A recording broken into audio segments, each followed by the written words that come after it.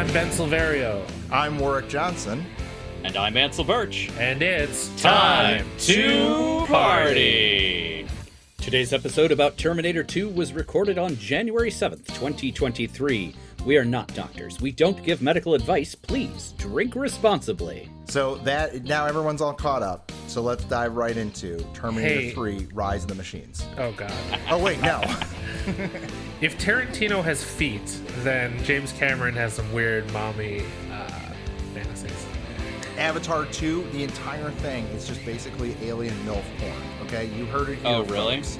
No, I haven't seen it, but I must. I mean, assumption. plausible. It's entirely plausible. Don't forget at the end, Sigourney Weaver becomes one of those fucking alien things permanently. And so she has to buy a shirt from Stanford because even if you're a fucking alien on an alien planet, you still want people to know that you went to Stanford. And that's the problem with near Ivy Leagues. No Warwick one from Johnson Wesleyan. shoots hard on academia. No one from Wesleyan would ever do that. No, real Richard Jenkins, Illinois Wesleyan alumnus, he would never do that, right? As opposed to the dollar store knockoff in this movie. We can bump that up a bit. So Five Richard Below Bowen, knockoff? R.I.P., does a great job. Pour one out. It's like Everyone, the listeners at home. Costco version. The Costco, exactly. Great value, Richard Jenkins in this movie. What Yeah. is it? Or no, Kirkland? Yeah, Kirkland. Kirkland brand Richard Jenkins. Great in this value film. is Target. Yes. Yes, it is. Some people prefer it. Yeah, I mean, it's not bad. So, the Target sparkling water, best sparkling water on the market. Get the tropical cherry. It's going to change your life. Raspberry hibiscus is also good. All right, and that finishes our discussion of sparkling water. We'll tune in next week for time to drink sparkling water. Time to seltzer. Time There you to go. seltzer. God damn it. C2O. Time to O. No. Well, no. Wait No. a minute. That's not better. Hard seltzers are permanently banned in our apartment because There's so many. every time people come over, they bring hard seltzers. And in fact, Ben at the last time was like, "Don't bring hard seltzer. We have some." And someone was like, "I think Ben's lying about that. I better bring some just in case." So we have an entire shelf of our fridge full of it. I don't drink the stuff. I don't. Ben, have you tried any of it? I have not. No, they are weird and gross. So. Every once in a while, I try one just to see. And the ones you had last time, which unfortunately I did not store which ones they were maybe the best ones I've ever had. Oh, really? Yeah, they didn't taste like someone had whispered a fruit on the other side of the factory while it was being made. Oh my god! I thought this was when I was first starting out working in offices. I was like, okay, here's how you know that you've become an old person or like an office drone is when you're like, you know, what I could go for LaCroix. I'll just drink that. So now, as an old person, because this was like 15 years ago. I'm like, oh, LaCroix is just garbage. There are good sparkling waters out there. Mm-hmm. And that is a bizarre opinion to have because no one should have opinions on sparkling water. It's true. And yet here we are in a world that includes San Pellegrino. Exactly. Remember Crystal Light? Which means without Pellegrino. Wait, what? Do you remember Crystal Light? Vaguely. I don't think I ever had it, but I do remember it existing. When I was on Weight Watchers as a little kid, which sounds like a terrible sentence. It opens a whole can of worms. That I feel it's like true. Time to Psychiatry is the podcast for that. That's one. the third episode this month. Oh wow, you can actually still buy it. Yeah. Crystal Light still exists. It does. Yeah. Oh wow. That they're still selling off the old stock from the 90s. Could be. That could Plausible. I drank so much of that shit when Yeah? I was on a diet. Yeah. Was it Like, it was, did you develop a taste for it, or Yeah. did it? It was acceptable, Okay. you know, because I wanted something that didn't taste like water, that was carbonated, so it fulfilled all those requirements. I am a huge pop drinker. I love pop, and I grew up in Chicago because I call it pop. You can tell. And so when I made the switch to Coke Zero, I was like, "Oh, this tastes garbage. I'm never gonna get used to it." Now I'm like, "Ugh, regular Coke, way too sweet. I'll take a Coke Zero." And so I'm like, I've trained myself to get used to it, which is very strange. Yeah, as a kid, again, when I was on Weight Watchers, like I was drinking diet soda. So like now I prefer Diet Pepsi, but I actually prefer Pepsi Max, which used to only be in the UK, and then they finally started selling it here, but they don't have it like in vending machines or anything. So It also tastes different here. it does taste different. When I lived in Europe and we were in England for 6 weeks, I got Pepsi Max a couple times, and I was like, "Oh, this tastes really good." Like, what is wrong that with shit the is the version we bomb. have at home? Yeah. Oh yeah, European Pepsi Max is the preferred, but I will settle for the American, as most do. European Coke always tasted better because they use real sugar there. Well, when it comes to Coke, Their Diet Mexican Coke tastes better too. Wouldn't Mexican Coke be the better one? Mexican Coke is the better one. Well, Yeah. Mexican Coke is better than American Coke, but I just mean like European Coke also uses sugar. Okay. Mexican Coke, I think, uses like pure cane sugar, so it's Right. like Yeah. tier list. Mexican Coke is the top, and then it's European, and then American. Once again, America fails. agreed. Once again, America fails because we're just like, oh yeah, slap that corn syrup in there, and That said, the EU and UK have so many sodas that we don't have that are True. infinitely better. Like, we gave up on the soda game way too early here in the States. oh yeah. Have you ever had Dandelion and Burdock soda? It's a No. UK thing. I don't think so. It is incredible. Yeah? Oh. It's got Okay. this, like, vegetal thing going on with it. It's like a root beer that's not as, like, ridiculously sweet and weird. And I enjoy a root beer, but, like, explain what it tastes like, I dare you. Interesting. Oh, that's cool. So when I lived in Vienna, there were 2 import stores that I went to. One was like a Mexican grocer's, so they had stuff mostly from Spain, but they also brought over things from like Mexico. So that's Cool. where we'd go to get like tortillas, good salsa, because the salsa in Vienna is of course garbage. The stuff that you like buy at the store. So we'd get like the good imported salsa and beans and stuff from there. And they would have Jarritos there. Which was always a fun thing to buy every once in a while. But then the other import store was a British import store. And about half the time I went there, they would have Dr. Pepper. And you can't find Dr. Pepper anywhere in Vienna except for this one place. And that was my girlfriend at the time's favorite soda. So there were some days, because I was unemployed, living in a foreign country where I didn't speak the language. So I'd be like, I'll walk 20 minutes to this store and see if they have Dr. Pepper, because I was like bored. And it was like 100 degrees in the apartment. So, yep. So that's my fun import cola story. But because it was a British import store, they had like the fun Fanta flavors, and they had like Earn Brew, which is the super weird Scottish orange soda. Yeah. Yeah. That shit's amazing. Yeah, it's a very fun and unique flavor. Apparently, if you mix it in as shandy, it will make people throw up almost every time. Oh, wow. Okay. It's one of those... It's like the Malort of Scotland is to get you to try an Iron Brew shandy. Oh, no.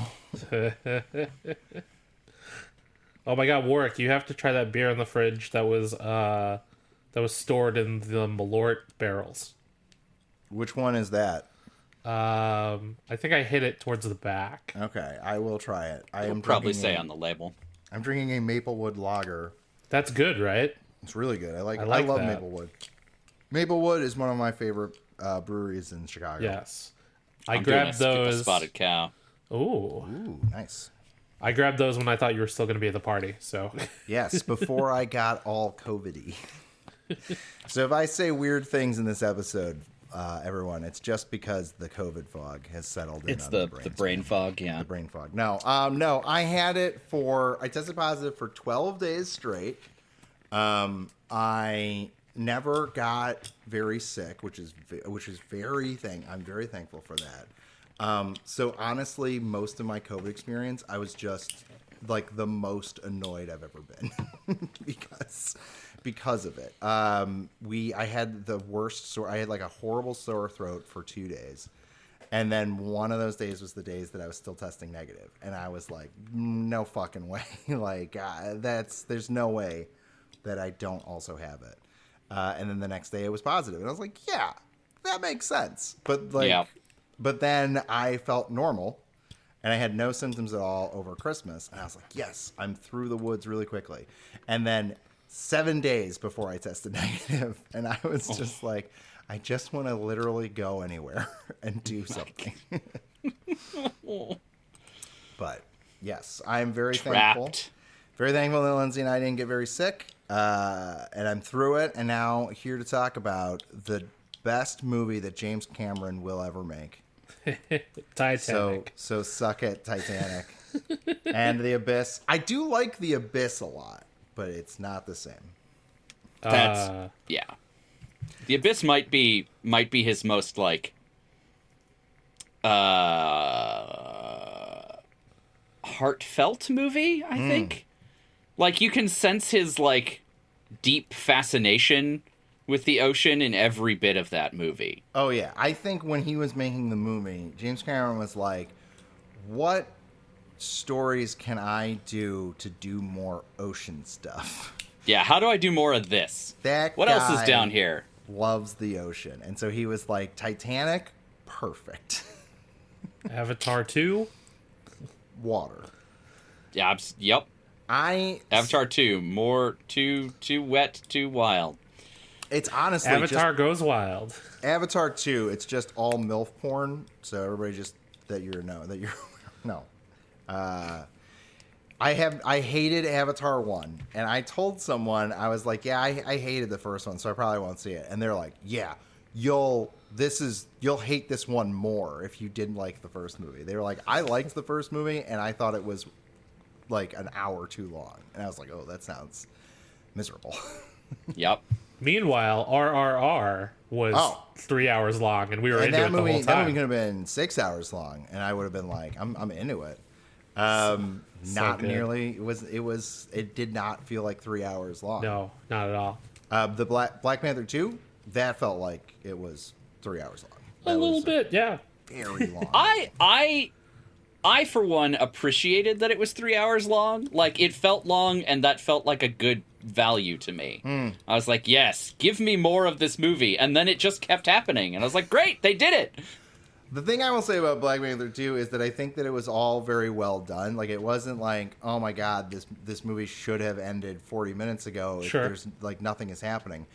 My only thing is that the first movie was so much fun and was so joyful that this one felt so long, because I was like, everything is sad all the time. Yeah. And there wasn't enough M'Baku. And there wasn't enough M'Baku. There's never enough M'Baku. Never enough M'Baku. I want a whole M'Baku show.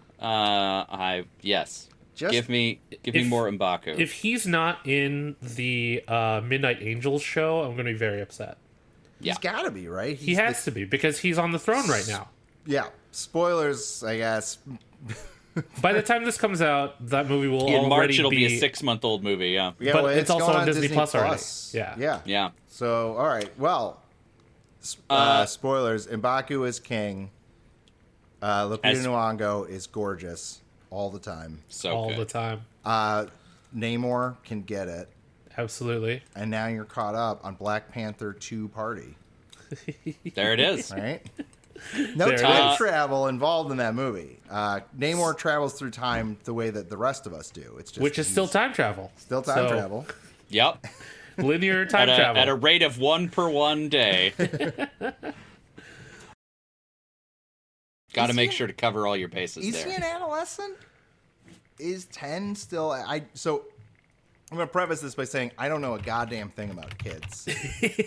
At all. Period. If someone were to be like, this is my son, he's 5, I'd be like, okay, he looks like he's 5. And if they were like, he's 10, that is a child. I'd be like, yep, sure. Yep, you are a child. I don't know where adolescence begins and ends. A casual Google tells me it is from age 10 to 19. Wow. Oh, to 19? Adolescence is the phase between childhood and adulthood. See, so I 10, assumed you're not a child anymore. So 10 to 25 then, when you're kicked off your parents' insurance. Man. There you go. Adolescence. What a time. What a time.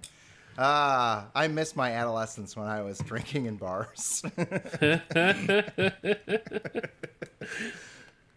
I just assumed adolescence started at 11. I'll be honest. I thought adolescence was like 4 to 8. Like I thought it was. I really would have put it earlier. Yeah. I would have Really? put it So like pre-teenage years. after toddler, right? I did not think that teenagers were adolescents. When someone's like that adolescent, I'd be like, "Oh, you mean like a 7-year-old, like A falling small off small of the child, swing yes. set and eating dirt or something?" I'm like, "Yeah, that's an adolescent." But I guess that was wrong. So, what a fun edutainment There we go. on 3-time 3-party Tokyo Drift. There it is. Leather was- Daddy Amelia Bedelia running around kneecapping people. I thought that was James Cameron's inspiration for the role. Plausible. Plausible. Before or after he discovered Cameronium, right? Yes, that is a Future Man shout out. Everyone watch Yes. Future Man. It's on Hulu. Go right now. It's so good. It's really good and horrible. And by the way, At the same time. Cameronian is better than unobtainium. Oh, yeah. Any day of the week. Absolutely. God, unobtainium. We're just half of these episodes are going to be us talking about how great Terminator 2 is. The other half is just how dunking on shitty. Avatar.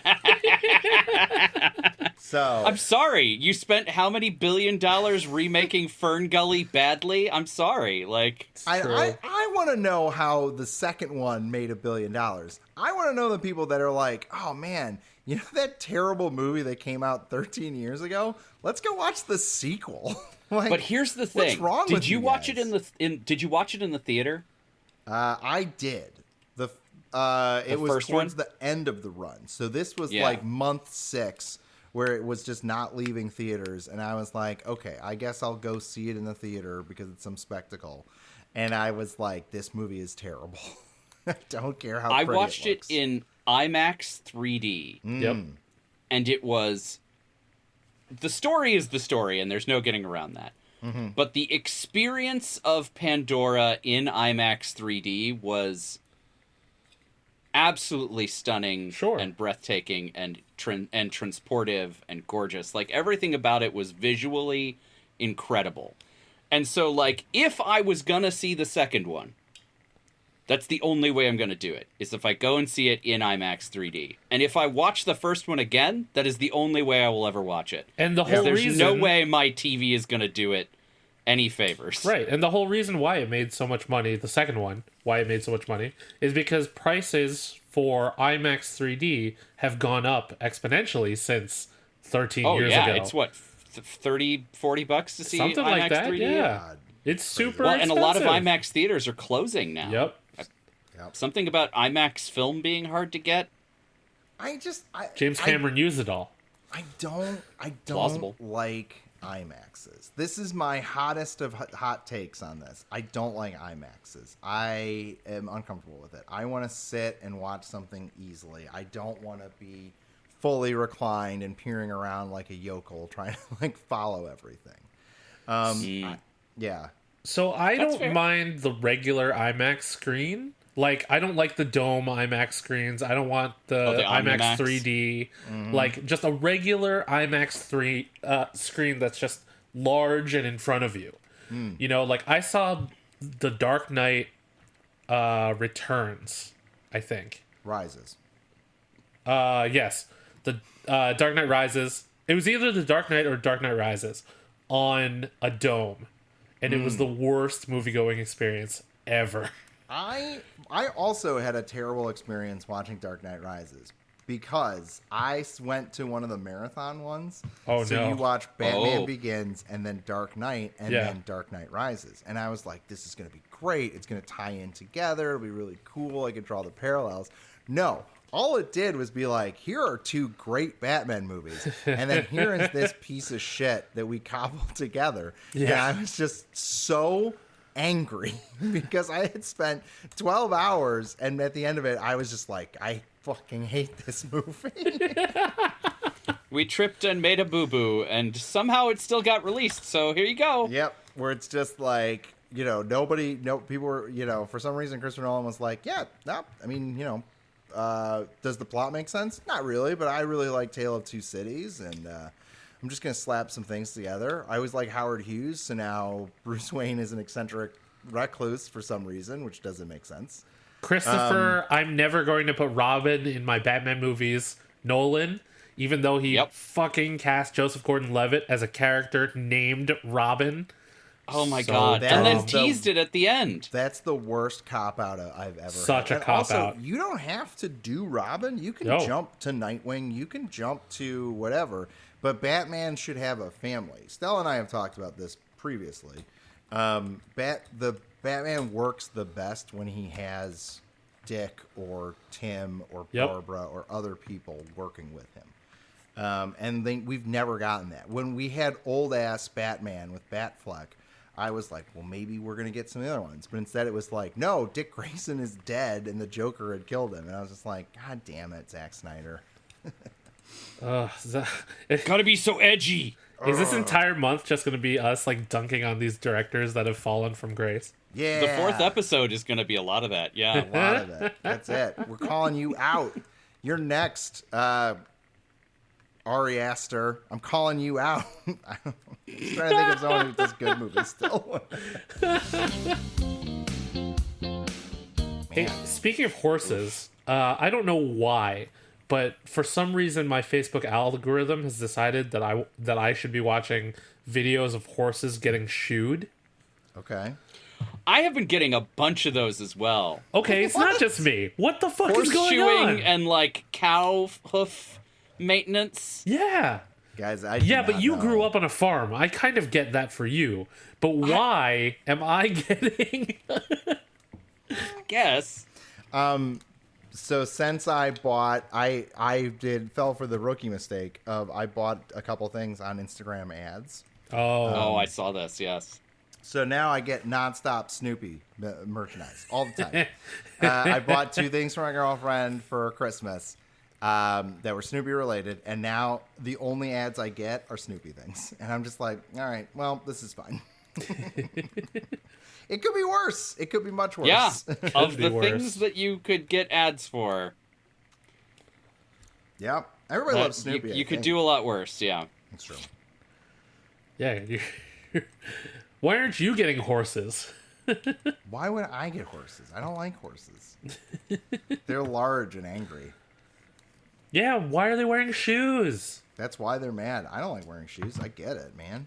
Yeah, I would take my shoes off too if I could, and if they were nailed to my foot, can't do that. Can't do that, no.